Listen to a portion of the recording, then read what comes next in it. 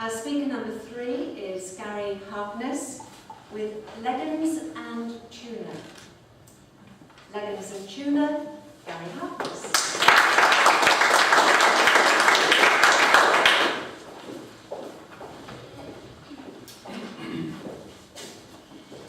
Friends, approximately 8 months ago I was asked the difficult sporting question of who do I admire more, Lance Armstrong or Tiger Woods? And I surprised myself by giving the answer Lance Armstrong. Not only for his incredible sporting achievements, but his battle and his worldwide symbolism to get cancer on the front page and find a cure for it. When I answered that question, something must have struck a chord with me that night, because ever since that night, roughly about 8 months ago, I seem to have developed a passion for cycling. Now this is utter transformation for me. I was someone who wouldn't be able to tell you the difference between a mountain bike and a mountain goat. I wouldn't have known the difference between a string of spaghetti and a spoke. And most disturbingly to some, what was it? I couldn't think. I do this occasionally now too.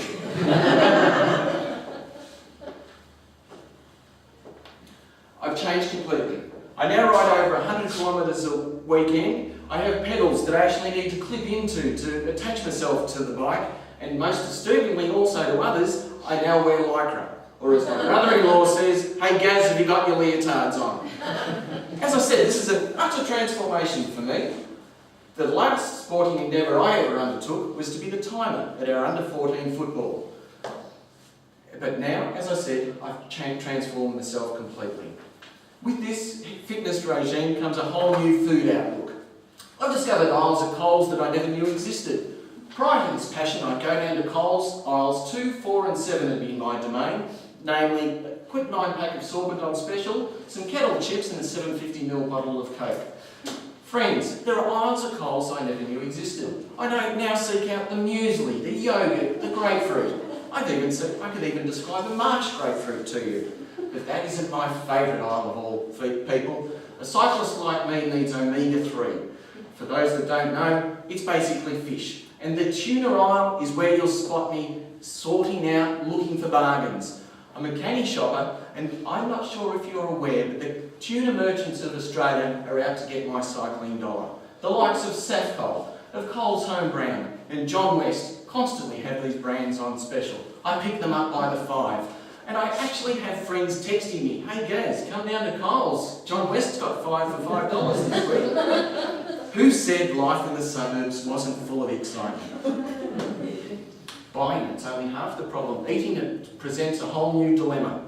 There I was at work, sitting in my car just before my next appointment, having carefully unwrapped my multigrain bread, carefully placed it on my bone trouser, carefully unripped the tin off the tuna, and yes, you guessed it, next thing I know I've got a lap full of tuna and virgin olive oil.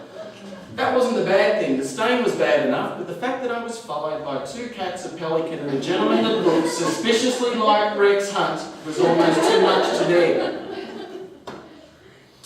I shop now at different places. Who here knows the outdoor centre at Anaconda? Well, that's like a mecca to me. They've got the biggest cycling shops I've ever seen. I go there with kids in tow saying, Dad, do we have to go to Anna's again? I've even nicknamed her a girl's name. With my credit card ready and my mouth agog. I spend like there's no tomorrow, and as a consequence, my 2-car garage has turned into a 200,000-piece bike lane. Shop, almost. I have pumps, I have gloves, I have helmets, and I have 3 sets of Allen keys that I swear I will use one day. Yes, it's nirvana for me. In this time I've bought 3 bikes in fact, 2 for myself and 1 for my son. We get there on our bikes and we've got little onboard computers and we compare our average speed, our total distance, our cadence, for those not in the know, that's how quick your legs can go round and round. But as I always say to him, son, there's no measure there for father and son bonding time. Who here seen the calves on a cyclist? They are absolutely massive. Unfortunately, while riding on my position, I don't get a good opportunity to check out the development of my leg guns, as me and my son call them. So I've suggested to him that he follow behind me on his bike with a handy cam.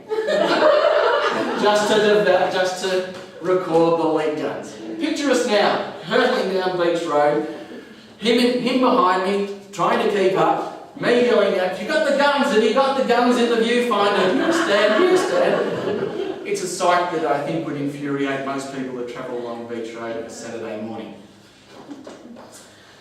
In this time of bike riding, I've seen 2 echidnas, 3 rabbits, and I nodded at America's Cup hero John Bertrand as he walked his dog one morning.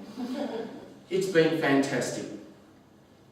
My favourite time, however, occurred just about a month or so ago, when, after many, many months of deliberating around bike shops, feeling the tyres, squeezing the brakes, talking to bewildered bike salesmen, I actually purchased a road bike for those, so it's an actual racing now.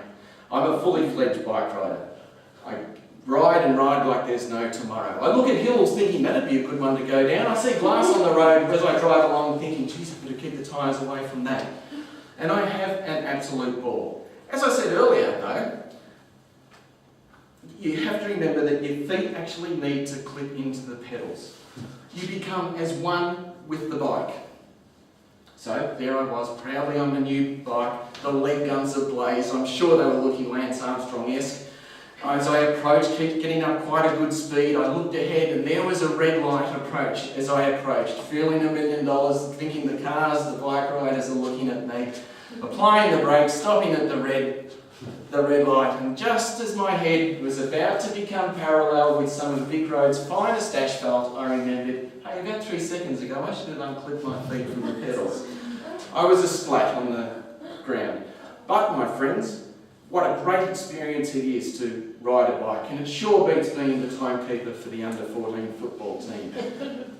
And who knows? So, as my cycling endeavours continue, I will keep you posted. And who knows, girls, in 6 months' time I may be asking you for leg waxing tips. Please stay tuned, and I thank you for your attention. Thank you very much.